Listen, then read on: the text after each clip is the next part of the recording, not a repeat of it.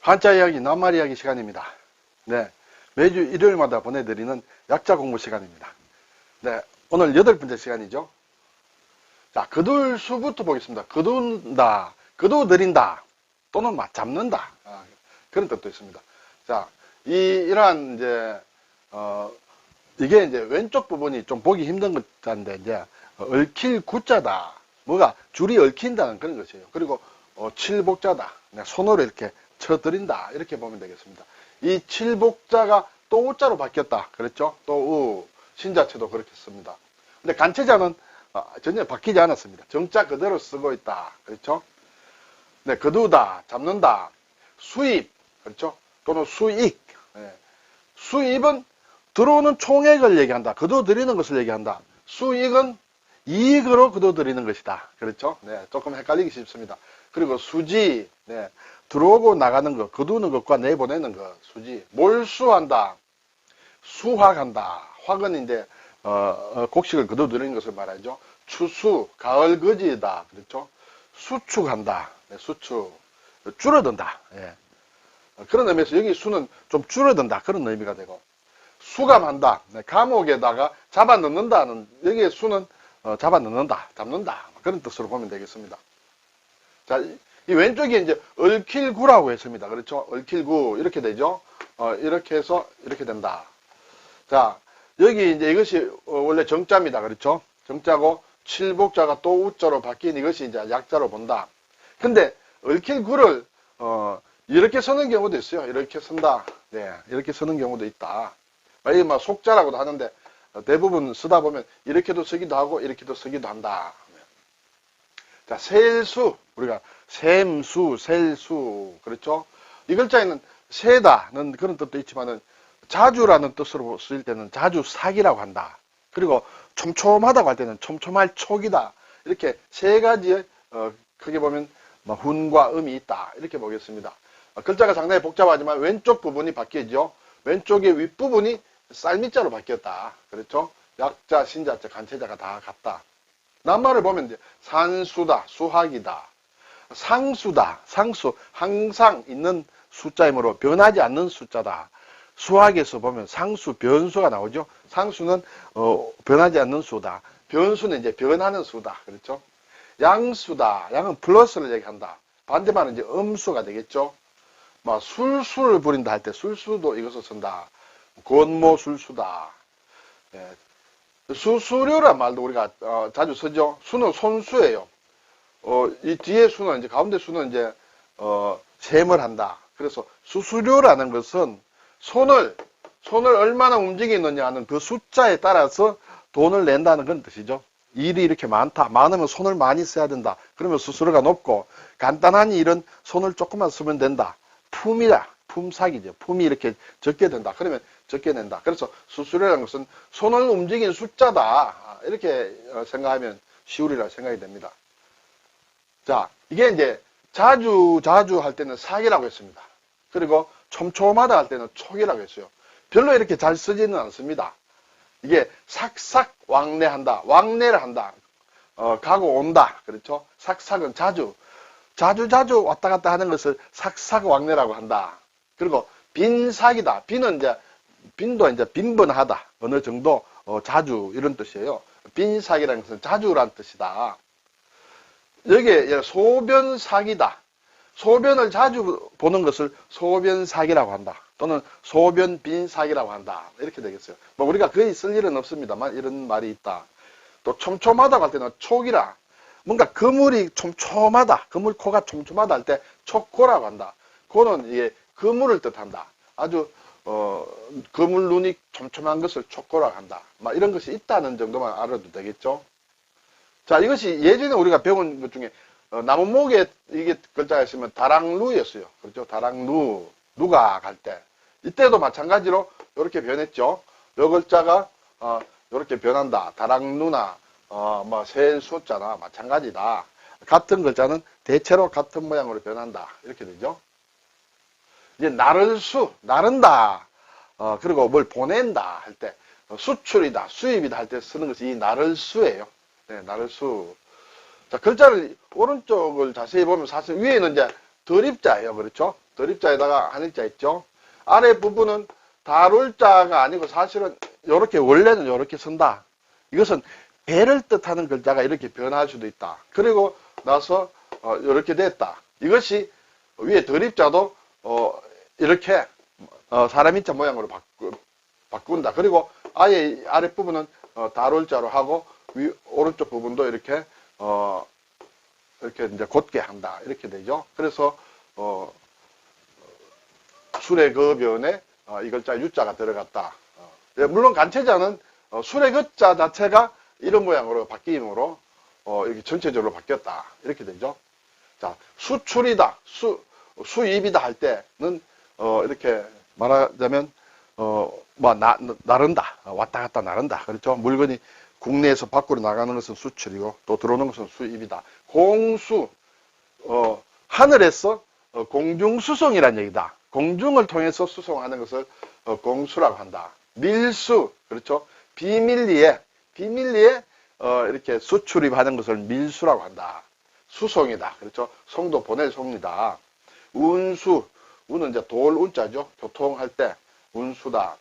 이제 수혈이다. 우리가 병원에서 수혈을 받는다 할 때 이때도 이 글자를 쓴다는 것은 좀 유의할 필요가 있다. 이렇게 생각하지 않으면 좀 일반적으로 수혈을 피를 받는다는 뜻으로 많이 생각하기 때문에 이렇게 받을 숫자로 생각하기 쉬운데 그것이 아니다. 나를 숫자, 보낼 숫자다. 예. 자, 목숨수는 뭐 상당히 복잡한 글자예요. 그렇죠? 제가 몇 번 설명을 드렸는데 이것이 이렇게 위에 석삼자로 하고 그리고 길게 비치고 마디촌이다. 이렇게 되겠어요. 자, 그래서 약자와 간체자는 지금 같은 걸로 되어 있는데 신자체는 좀 다른 걸로 되어 있어요. 신자체의 경우에는 이 부분이 좀 다르다. 그렇죠? 여기에서 이것이 이까지 온다. 앞으로 겹쳐서 앞으로 좀 삐져 나오는 글자다. 신자체는. 그렇지만 실제로는 사실은 쓰다 보면 이렇게 쓰는 경우도 많이 있겠죠. 네. 그래서 목숨이다. 수명이다. 그렇죠? 수명. 장수한다. 천수. 하늘이 준 천명을 누리는 것을 천수라고 한다. 희수는 이제 77살, 77세를 얘기한다. 그렇죠? 깃벌 희자를 초수로 쓰면 77이 된다. 희수, 더물 희자요. 더물 희자는 이 희수는 70세를 얘기한다. 이 희수는 77세, 이 희수는 70세. 예, 그렇죠? 인생 70 고래희라고 해서 이 희자를 쓴다. 미수는 88이에요. 그렇죠? 그렇죠? 쌀미자를 풀었으면 88이다. 이렇게 되죠. 예. 백수는 물론 잘 아시다시피 99살이다. 99살. 100에서 그렇죠? 100에서 1을 빼면 99다. 99세. 예, 길거리에 가다 보면 이제 일식집에 이런 간판은 글자를 가끔 볼 수가 있을 거예요. 수사다. 수사. 네, 수사. 예, 그래서 우리나라 간판에서 뭐 정수사, 김수사 이렇게 써놓은데 이것은 일본 낱말이다. 그렇죠? 일본식으로 읽으면 서씨를 얘기한다. 초밥을 얘기한다. 그렇죠? 서씨. 일본식으로 읽으면 서씨가 된다. 근데 우리나라의 간판에 많이 달려져 있다. 그리고 읽기로는 수사로 읽는다. 글쎄요. 옳은 읽기는 아니다. 사전에 나오지 않는 읽기다. 이렇게 생각이 됩니다.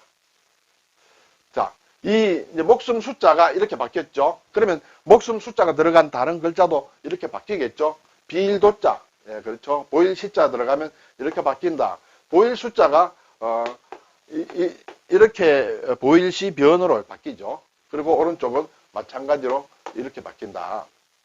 삼수를 붙이면 도예요. 파도할 때 큰 물결이다. 그때도 마찬가지로 이렇게 바뀐다는 것을 알 수가 있습니다. 자, 이제 음수갈숙. 이것도 상당히 글자가 복잡합니다. 네. 글자의 자원에 대해서는 제가 말씀을 안 드리겠습니다. 음숙하다. 네. 음숙. 정수. 예. 숙연하다. 예. 또 자숙한다. 우리가 숙청을 한다. 정치적으로 탄압을 한다든지 이때 숙청이다. 이렇게 쓴다. 또 조선시대의 임금 중에 숙종대왕이 숙종이 있습니다. 숙종이다. 네. 서울의 그 4대문 중에 북쪽에 있는 문이 숙정문이다. 숙정문. 이것은 청이 아니라 정이다. 이렇게 되죠. 네. 그리고 글자는 이렇게 바뀐다. 획수는 상당히 복잡합니다. 음수가 숫자, 글자를 한번 써볼까요? 정자를 우선 한번 써볼까요? 상당히 복잡합니다. 하나, 그렇죠? 둘, 셋, 이렇게 되고, 그리고 넷, 다섯, 여섯, 이렇게 되죠? 그리고 일곱, 여덟, 그렇죠? 아홉, 열, 열하나, 열둘, 열셋. 네, 좀 복잡합니다. 저는 글자는 획수는 조금 몰라도 상관없다, 그렇게 생각하고 있습니다. 이 글자가 숙이다 하는 것만 알면 되겠죠. 네, 그리고 이제 약자는 보면 이렇게 되겠죠. 하나, 둘, 셋, 그렇죠. 그리고 넷 이렇게 먼저 하고 다섯, 여섯, 일곱, 여덟, 아홉, 열, 열하나. 네, 이렇게 된다. 네, 네, 다시 말씀드립니다만 필순에 대해서 너무 이렇게 신경 쓰지 않아도 된다, 그렇게 말씀을 드립니다. 왜냐하면 글자 쓸 일이 없습니다. 서예하지 않으면 글자 쓸 일이 전혀 없습니다. 이런 글자 평생 가도 자기 이름자에 들어있지 않으면 평생 가도 쓸 일이 없다. 네. 예전에 이제 많이 썼기 때문에 필순이 중요했다, 이렇게 되죠. 네. 자, 젖을 젖는다, 젖었다, 습하다. 네. 습기, 그렇죠? 습도, 습지, 예. 습진이다, 습진. 가습기 또는 제습기, 이렇습니다. 제가 여기 가습기, 여기는 그릇 기자를 쓰고 여기에는 틀 기자를 썼다. 이 기자와 이 기자는 조금 구분이 됩니다. 이 그릇 기자는 동력장치가 없는 것, 그렇죠? 그리고 이 기자는 동력장치, 일반적으로 얘기하면 전기가 연결된다든지 그런 경우에 이것을 쓴다. 그러면 가습기나 제습기 중에 만드는 구조와 방법에 따라서 전원을 연결할 수도 있고 안 할 수도 있겠죠. 안 하는 것은 이 그릇 기자를 쓰고, 뭔가 이렇게 원동기를나 이렇게 전원을 연결한다, 그럴 때는 그런 기계는 이 기계를 쓴다, 이렇게 해서 이 두 글자를 나눌 수가 있다. 이것은 이제 이 기계를 만드는 회사에서 이제 좀 그렇게 결정을 하겠죠. 근데 글자를 보면 이제 삼수에 젖었다 해서 삼수가 들어가죠. 그리고 날일자 아래에 작을 요자 두 개에다가 이렇게 연화발이 있다. 연화발이 사실은 어떻게 보면 실사자, 그렇죠? 실사자를 이렇게 이것을 줄여서 연화발로 했다, 이렇게 보시면 되겠어요. 네. 글자 쓰는 것은 막 이렇게 좀 날일자 아래에다가 선을 두 개 긋고 직선을 두 개 긋고 이렇게 만든 글자다. 탈승, 네, 탈승, 타다. 네. 이것이 정자다, 약자다, 그렇죠? 간체자는 약자가 별도로 간체자가 없이 정자 그대로 쓴다, 이렇게 되겠습니다. 네, 이것도 한번 써볼까요? 이렇게 해서 우선 이렇게 내려놓는다, 그렇죠? 내려놓고 여기에 북이다 이렇게 쓰고 아래 그으면 된다. 그리고 약자로는 하나, 둘, 셋, 넷, 다섯, 여섯, 일곱, 여덟, 아홉, 이렇게 되겠죠. 네.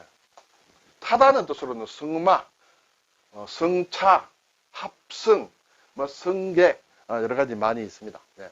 곱하다는 중요한 뜻이 있죠. 네. 승수, 곱하는 수다. 그런 곱하기 수의 효과를 승수 효과라고 한다. 그렇죠? 시너지 효과 할 때 그것과 마찬가지입니다. 그리고 가감승제, 예, 더하기, 빼기, 곱하기, 나누기. 네. 열매실자, 네, 열매실은 여기 꿰뚫을 관이다. 꿰뚫을 관 아래에 조개패자가 있다. 그렇죠? 조개패자가 있는데 이것이 이렇게 바뀌었다. 석삼을 하고 이렇게 되죠. 네. 간체자는 여기에 이제 머리 두자예요. 그렇죠? 머리두가 들어갔다. 일반적으로 간체자 할 때는 조개패자가 있으면, 그렇죠? 조개패자가 있으면 이것을 이렇게 썼는데 이거 통째로 머리 두자로 바꾸다 보니까 이 글자가 들어가지 않았다. 과실이다 또는 실과다, 매실이다, 예, 매화 열매죠. 실적, 허실, 허와 실이다. 사실, 그래서 이 실에는 사실이라는 그런 뜻도 있다. 열매라는 것은 어떤 꽉 차 있는 것이다. 사실이다. 그 가짜가 아니다. 그런 얘기가 되겠죠. 그리고 진실이다, 현실이다, 실제다 할 때 열매 실자를 많이 씁니다. 자, 근데 여기서 하나 주의해야 될 것은 열매실자에 들어가는 가운데 부분이 있죠. 이것이 꿰뚫을 관이다. 그렇죠? 그래서 이 관자, 꿰일관이다. 그리고 무게가 한 관이다, 두 관이다, 또는 관록이 있다 할 때 쓰죠. 여기에 이제 삼수가 들어가면 물론 이제 습관 할 때 쓰는 관자예요. 자, 이것과 비슷하게 헷갈리기 쉬운 게 말무자다 이렇게 되죠. 예. 꿰뚫을 관은 이렇게 말무자는 이렇게 쓰죠. 이렇게 해서 아랫부분이 이렇게 있다. 이렇게 쓴다. 근데 꿰뚫을 관에는 이 부분이 없다. 그렇죠? 여기에서 딱 멈춘다. 이렇게 딱 멈는다. 그런 얘기예요. 그래서 헷갈리면 안 된다.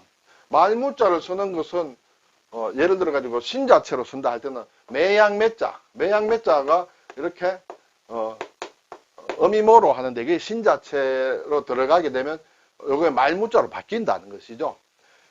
바다 해자도 마찬가지예요. 바다 해자도 이렇게 된다.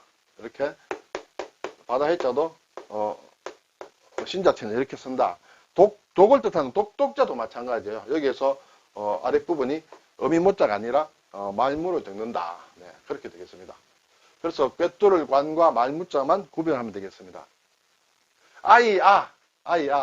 이게 이제 절구구자 모양이죠. 근데 사실은 절구라기보다는 아이의 위에 이제 머리에 숨구멍이 나 있는 모양이다. 머리가 이렇게 말하자면 열려 있다는 것이에요. 어린아이 때는 여기 숨구멍이 몰랑몰랑하죠. 그 열려 있다는 그런 의미로 봐서 아이 아자다. 이것을 이렇게 적었다. 그렇죠? 네. 이렇게 적은 걸 보면 예전에 우리가 이런 생각이 나죠. 옛 구자를 이렇게 이것이 이제 약자 또는 신자체다. 그렇죠? 여기에 아랫부분이 절구구자예요. 그래서 요 절구구자도 이런 모양으로 이렇게 바뀌었다. 이렇게 생각하시면 되겠습니다. 자, 아이라는 뜻이 있으므로 아동이다. 아동. 유아는 어린아이다. 그렇게 되죠. 여기에 저주자를 든 아이는 유아는 젖먹이 아이를 얘기한다. 그렇죠? 육아, 아이를 기른다. 미아, 고아, 막 이러한 낱말들을 만듭니다. 자, 이제 버금하다. 버금은 두 번째란 뜻이죠. 첫 번째가 아니고 그 다음이다. 정자로는 이렇게 쓴다. 아자. 약자로는 좀 쓰기는 쉽게 바뀌었습니다. 간체자는 좀 다르죠. 그래서 버금 두 번째, 또 아시아라고 할 때 이 아자를 쓴다. 주류가 아닌 그 다음에 어떤 흐름, 그 다음에 어떤 그런 것을 아류라고 한다. 그렇죠? 아연이라고 할 때 이렇게 쓴다. 아종이다. 주종이 아닌 그 다음 한 단계 떨어진. 네. 그리고 아흔이다 하면 우리가 제사를 지내고 할 때 술을 올리는데 상에 초흔 그리고 아흔 마지막에 이제 종흔 이렇게 세 번째로 올리죠. 그때 두 번째로 잔을 올리는 것을 아흔이라고 한다. 아시아라고 할 때는 아시아주를 얘기하죠. 동아시아를 얘기한다. 또 아시아를 한자로 쓸 때는 아세아로 쓴다. 예. 아시아라는 한자는 없다. 그렇죠? 아시아라는 건 없고 아세로 된다. 아세아가 된다. 이렇게 되죠. 획순을 한번 볼까요? 정자 하나, 그렇죠? 여기 둘, 셋, 넷 이렇게 됩니다. 그리고 다섯, 여섯, 일곱, 여덟 이렇게 되죠. 네. 근데 약자로 쓰면 상당히 쉽습니다. 하나, 둘, 셋, 넷, 다섯, 여섯, 일곱 이렇게 되죠. 네. 자, 아카락 앞에서 본 버금 아자 밑에 마음심이다. 예, 그렇죠. 그리고 경우에 따라서는 미워한다는 뜻으로 쓰일 때는 미워할 오로 쓰인다. 네. 악하다 할 때는 선악이다. 악마, 악습, 그리고 악당 뭐 이런 게 있죠. 미워한다 할 때는 정도 미워한다는 뜻이에요. 그렇죠? 정오심, 혐오, 혐자 싫어한다. 싫어하고 미워한다. 혐오감이 있다. 호오, 좋아함과 미워함. 호오, 좋아함과 미워함. 오한이다. 우리가 감기 몸살이 걸렸을 때 몸이 아주 떨리고 하는 것, 추운 것을 오한이라 한다. 글쎄요. 오한을 뭐 미워한다라 하면 좀 이상하겠죠. 어쨌든 좋지 않은 찬 기운을 얘기한다. 이렇게 되겠습니다. 그래서 오늘은 여기까지만 우선 약자 공부를 하도록 하겠습니다. 감사합니다.